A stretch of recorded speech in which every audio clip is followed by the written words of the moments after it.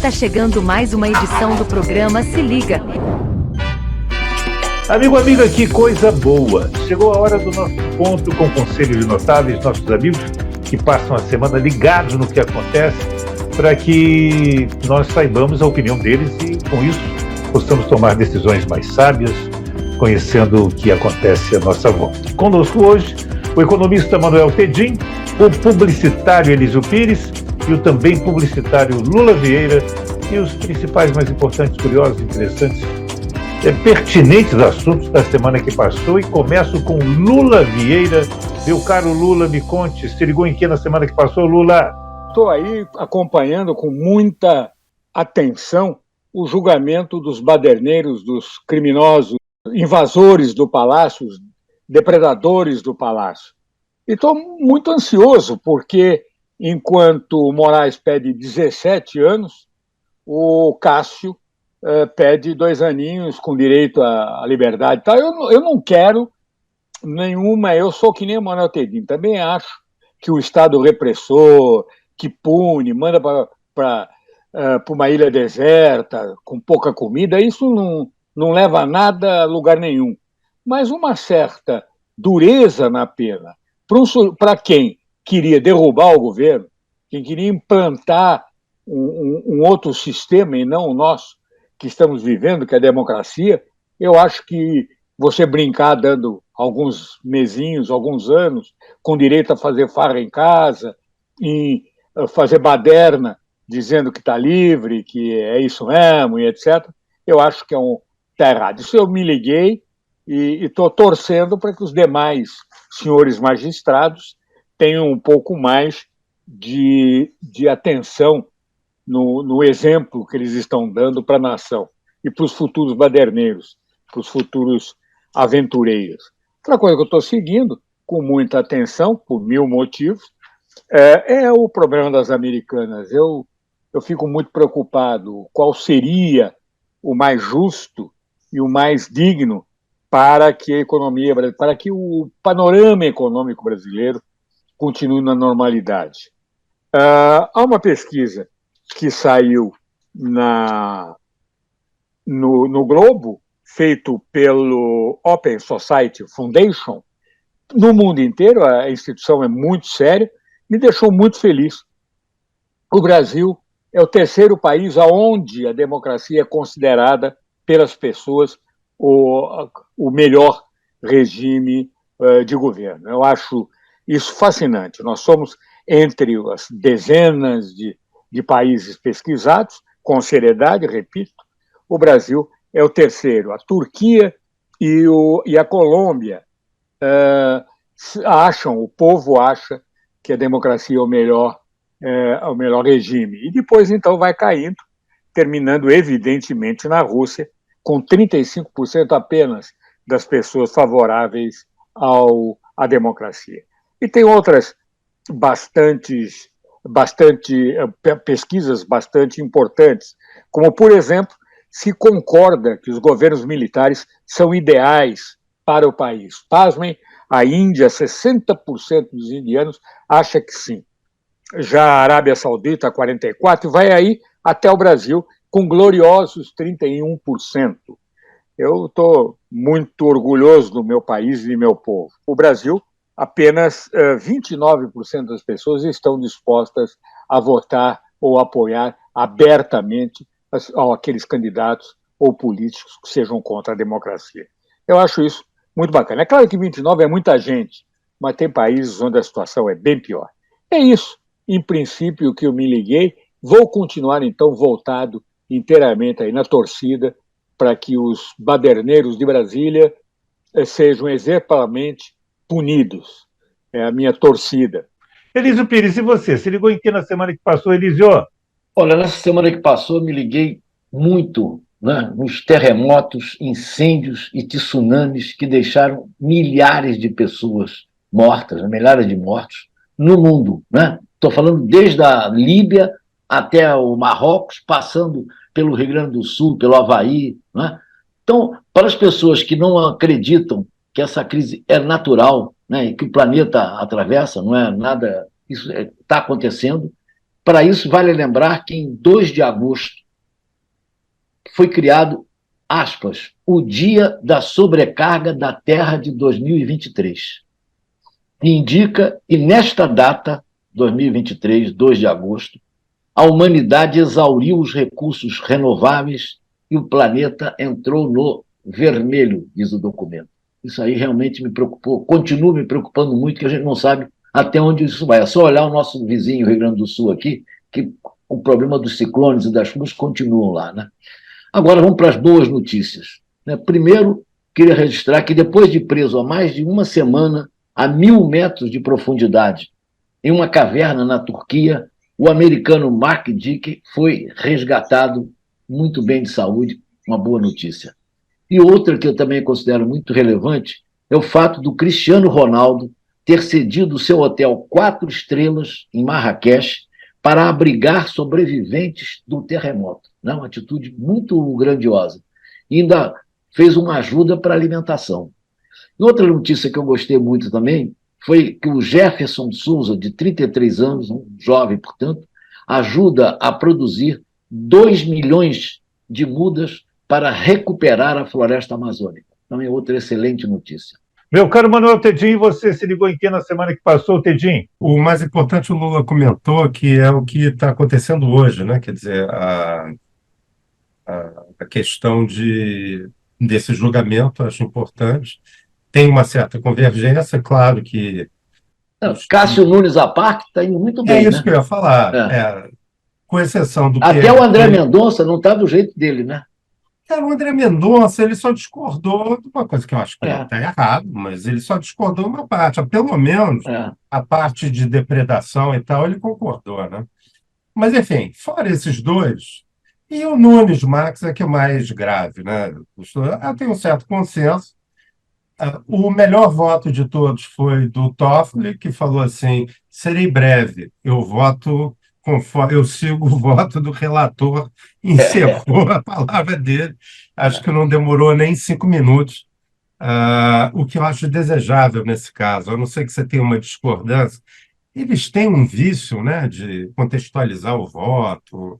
Eu não sei Rosa Weber, Manuel Rosa Weber e a Lúcia também foram do mesmo jeito. Não, Carmen Lúcia falou um pouquinho. Foi rápido. Aliás, todos foram rápidos. 17 anos, é o que valeu, né? Mas dentro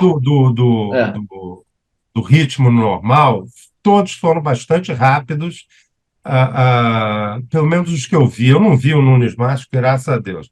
Mas eles foram rápidos, mas que nem o Dias Toffoli foi espetacular. E como é que é? Tem dias ruins, tem dias terríveis e tem dias Toffoli, né? Esses são os inenarráveis, os dias Toffoli. Dado isso, hoje ele foi muito bem no voto e na concisão, que eu achei que era uma coisa importante. Eu estou, assim, muito... Não é surpreso, bom, no caso do Marrocos é surpresa, assim, porque não tem terremoto que nem esse, sei lá, nos mais de 150 anos que não teve um terremoto desse. Não, além do terremoto, as construções eram muito pouco seguras, né? Isso, mas é porque se tiver um terremoto no Rio de Janeiro, Elise, que aqui não é área de terremoto, lá tem terremotos, mas são terremotos fracos e não caía nada. Então, a gente tem 200 anos, sei lá, nos últimos 200 anos, 300 anos, nunca teve terremoto aqui. Foi a pergunta que o Gabriel fez para Deus, por que no Rio de Janeiro não tinha terremoto? Ele disse, não tem, mas você vai ver o polvinho que eu vou botar lá dentro. Não tem inundação, não tem... Oh, meu Deus!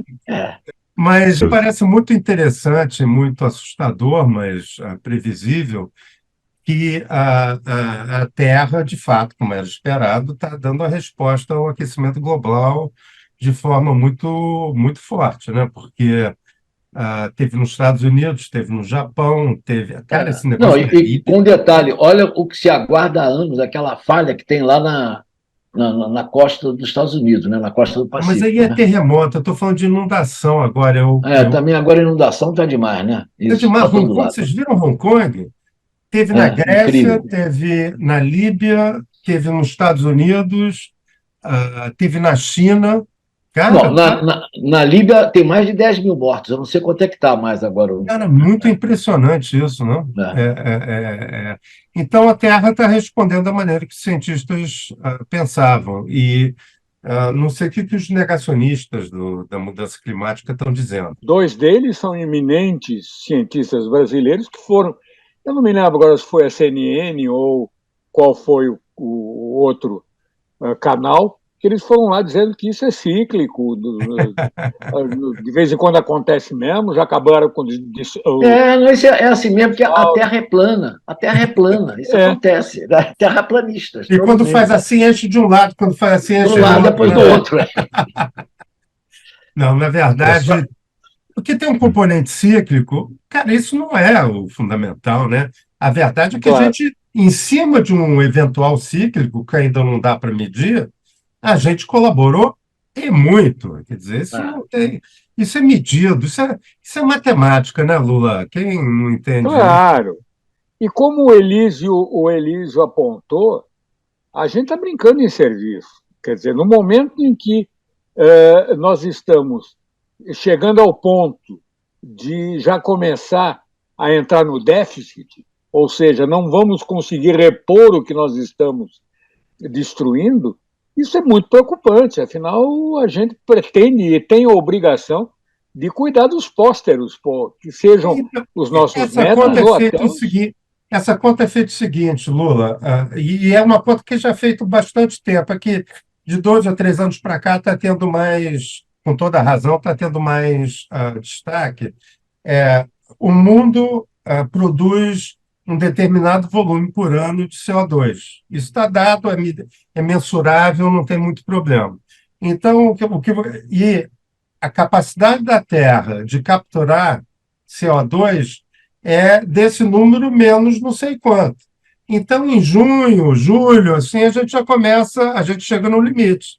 Aí a gente fica 5 meses só jogando um excesso de carbono. Claro que essa conta é feita anual, esse processo é déficit todo mês, né? Mas é uma conta boa para você ver o tamanho do problema. Lula Vieira, o que você separou para a gente ler dos próximos dias? Pois é, o Elon Musk está com a biografia chegando no Brasil. Espetacular. É espetacular. E a história dele. Nós estamos falando do homem mais rico do mundo. E a gente tem na história dele nem ficção chegaria perto. Se alguém dissesse, inventa uma história de um cara com a infância que ele teve, com a família que ele teve, com a juventude que ele teve, os problemas que ele teve de bullying. Ele era um cara que as pessoas levavam ele na gozação, passavam a mão na bunda. A vida dele durante o ginásio, os primeiros anos, foi terrível. E ele... eu não vou falar que ele conseguiu reverter, mas a história dele o transformou simplesmente no homem mais rico do mundo. E a biografia ainda tem a vantagem de ser escrita pelos Walter Isaacson, que é um senhor editor ou escritor de biografias. Ele tem no currículo, além ele foi CEO da CNN, trabalhou no Time, mas ele escreveu sobre Steve Jobs, sobre o Albert Einstein e o Leonardo da Vinci. Ele escreveu a vida desses caras. Benjamin Franklin, não esqueça do Benjamin Franklin. Livros considerados excelentes por todos os críticos e todos os conhecedores da vida dessas personalidades. Realmente é um livro imperdível. E ele escreve muito bem, né, Lula? Ele escreve fácil de ler, né? Parece uma história. Ele está contando uma história. É o que eu acho maravilhoso. Cada vez que eu vejo um desses escritores, ou até mesmo esses senhores juízes, magistrados do nosso governo, escrevendo complicado, com palavras que você não tem a menor ideia, como diz o Francisco Barbosa, o que significa, se é comida, se é... Lula, mas isso tem um remédio. Chama-se linguagem simples. E eu conheço uma moça que dá curso.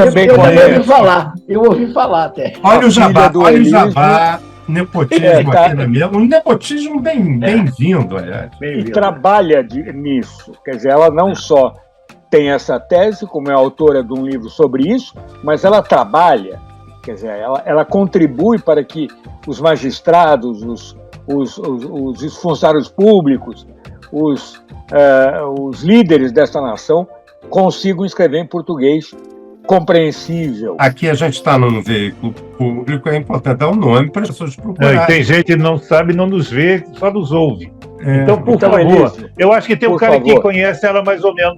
Elísio, você conhece essa escritora mais ou menos? Nesse momento, vindo de Brasília para o Rio, deve estar pousando aqui no Rio daqui a pouco. Chama-se Heloísa Fischer. Isso.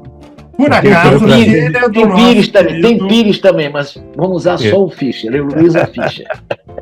Com quem eu tive o prazer de trabalhar, uma grande profissional e uma grande figura, né? Leve, amável, simpática, bem-humorada, uma Elísio, por exemplo, diria. É uma Elísio. Vou mandar a gravação desse programa para ela depois. Uma Elísio. Eu não tive esse prazer, conheço, mas não tive o prazer de trabalhar com ela, mas respeito o trabalho dela e acho de uma importância fenomenal. Se nós escrevêssemos de forma que os nossos compatriotas entendessem, nós estaríamos fazendo já uma grande contribuição para a democracia e para o nosso entendimento como nação. Eu acho que o trabalho dela é muito meritório. E então, resumindo... E ela é militante disso, né, Lula? Que é uma coisa importante. Ela está passando a importância disso para a sociedade. Ela acredita piamente nisso. Escrever complicado não é demonstração de sapiência, nem é um ato de generosidade. É simplesmente ser metido à besta e ela não diz com essas palavras. Valeu! O grosseiro aqui sou eu, mas a ideia é essa. Agora, imaginemos nós 4 aqui, Lula, Elísio e Manuel. Um cara que estudou com Elon Musk e fazia as piores atrocidades com ele. Um vizinho, aquele vizinho que amarrava o balde na porta para ele cair. Aquele podia ser presidente de uma empresa dele se fosse amigo dele até hoje. Não, Manuel. Duro agora, precisando do investidor da empresa dele. Pensa no Elon Musk e fala, que imbecil que eu fui. Imagina, que dor no coração. Uma frase dele magnífica é o seguinte: eu preciso mudar a minha mentalidade e eu tenho que sair do modo crise, porque eu já estou há 14 anos nesse problema, eu vivo em crise. Acho genial, o cara mais rico do mundo ainda ter tempo para viver em crise. Né? Você sabe que ele tem Asperger, né? Ele diz que tem Asperger, né? E ele diz assim, eu tenho muita dificuldade de pescar, ter empatia, de pescar o que o outro está pensando, como que o outro está reagindo e tal. Então ele às vezes é muito duro e é workaholic, né? Ele trabalha demais. Diga, Lula. Não, o que eu acho impressionante é um cara nessa situação hoje, ele ainda se lembra das tristezas e das dores que ele sentia quando sofria bullying na escola. Quer dizer, ele ainda revive esses momentos de falta de adequação, ele se sentia inadequado na escola. Quase que o que todo mundo que é vítima de bullying se sente. O seguinte, ele é gênio porque é gênio. Nasceu gênio, ele tem uma constituição genial que faz com que ele produza ideias e fórmulas e alternativas próprias e na frente de todo mundo. Tem a ver com essa síndrome. Eu tenho um sobrinho que tem isso e que ele, quando quer mudar de cidade, ele faz concurso público. Eu quero mudar de fora para Santos. Ele faz de Santos para São Paulo, ele faz concurso público porque ele quer, porque ele passa e muda de cidade. Né? Muda de cidade, já é empregado. É impressionante. Né?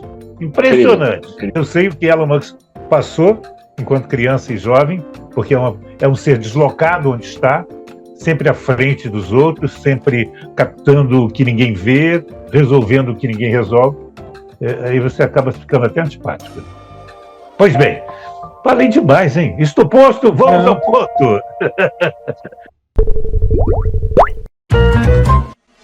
Manuel Tedinho, semana que vem, vai se ligar em quê? A economia continua no coisa, você vê que a Bolsa hoje voltou a quase 120, né? Acho que fechou em 119 e tanto, está um vai e volta, a China voltou a ser... Parece que as mensagens ruins da China não se firmaram, então está com esse mercado maluco, né, de manada. Então, semana passada estava tudo péssimo, agora está tudo mais ou menos. Mas, enfim, bolsa subiu, dólar caiu, então as pessoas estão achando bom. Eu não sei. Eu acho que a China ainda está numa situação estruturalmente complicada, muito mais, não só a questão da dívida, mas também a questão da demografia, que estruturalmente é muito mais importante no longo prazo, né? A demografia diminuindo, tem muito homem, não tem mulher, tem um quadro aí futuro difícil para a China. O mundo está se organizando de uma maneira esquisita. A gente ouviu a presidente da Comissão Europeia agora querendo aumentar a tarifa para carro elétrico chinês, porque tem subsídio. Aí a Anfávia, no mesmo dia ou no dia anterior, está defendendo essa mesma coisa para o Brasil. Provavelmente tem mesmo esse coisa, mas está se aprofundando esse desalinhamento entre a China, a Rússia, do resto do mundo. A China vai ser muito mais difícil fazer esse desligamento, mas quem está se beneficiando mais disso é a Índia. Vamos ver para onde que vai esse negócio. Eu queria fazer uma nota de pé de página, sempre muito mais feliz com Lula, já falei aqui que eu votei, não me arrependo, muito pelo contrário e tal, mas ele, às vezes, ele é realmente... A última sobre o ministro do Supremo é inacreditável, né? Inacreditável, não pode ouvir e tal, tem que ser segredo. Não, e antes, e aquela do Putin? Não, vou convidar e ele não vai ser preso no Brasil. Ele acabou de usar um argumento para ele. Pode vir que nem eu fui preso aqui. Oh, meu Deus. Oh, meu Deus. Aí é acusação. Seria muito engraçado a Janja toda noite gritando lá para o Putin, né? Boa noite, senhor presidente. Seria engraçado. Agora tem o seguinte, em russo. E eu esqueci de dizer da Janja chegando na Índia, também foi totalmente descabida, ela fazendo os céus. Ela já pediu desculpa, inclusive, pediu desculpa. Mas você reparou que ela anda mais quieta, né? Porque eu acho que ela está apanhando lá em Brasília, as pessoas estão falando. Não, e aliás, tem no ar um vídeo do Lula beijando uma moça, abraçando, e ela com a cara irritadíssima, né?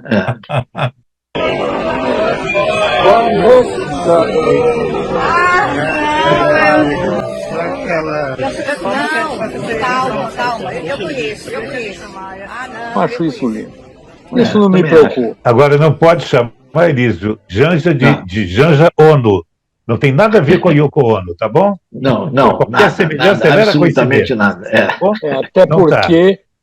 Até porque o Lula nu numa cama com ela não seria nada engraçado. Oh, meu Deus. Elísio Pires, e você? Vai se ligar aqui na semana que chega, Elísio? Continuo ligado na indicação do Lula para a vaga da Rosa Weber. Sim. Continuo ligado. Inclusive, o que tem de boato girando, todos os boatos são no sentido sempre de não ser mulher. Inclusive, tem um boato que está bastante divulgado, né, que alguns ministros do Supremo estão fazendo articulações. Inclusive, parece que a mais divulgada é do Gilmar Mendes e do Alexandre de Moraes, que estão querendo que o Lula mande o Flávio Dino. Não só ele, como a Ana Paula Lobato. Sabe quem é a Ana Paula Lobato, não? A mais jovem senadora, 30 e poucos anos, 37, 38, 39 anos. Se ele for para o Supremo, ela assume mais e fica lá até o final do mandato, né? Isso aí. E outra coisa é o seguinte, quem deve estar torcendo também é o Centrão, para esse Ministério da Justiça ficar vago. Então, acho que tem grande chance de prosperar esse boato que está correndo agora aqui. Particularmente, aí, minha opinião, o dino que eu gosto mesmo está em Yellowstone. É o cachorro de estimação do Fred Flintstone. Daquele eu gosto muito.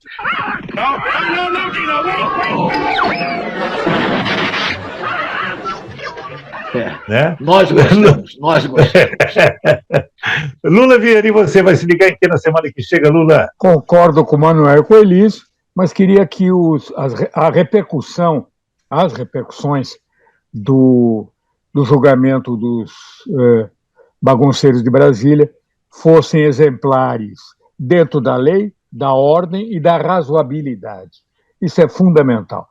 E também torcendo para que nós tenhamos um sopro de modernidade feminina dentro do Supremo. Eu torço por uma mulher. Eu acho que é um mínimo de justiça às pessoas que estão em maior número neste país e da qual a gente sabe que depende do nosso futuro. Lula Vieira, Elísio Pires e Manuel Tedim voltam semana que vem ao nosso Se Liga. E você que se ligou no Se Liga, dê o seu like se gostou, seu dislike se não gostou, se inscreva, critique, dê sugestões e até elogie.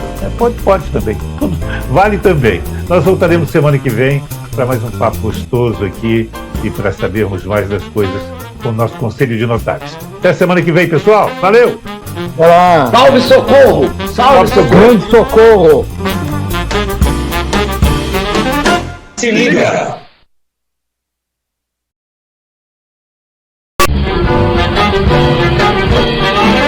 Se liga!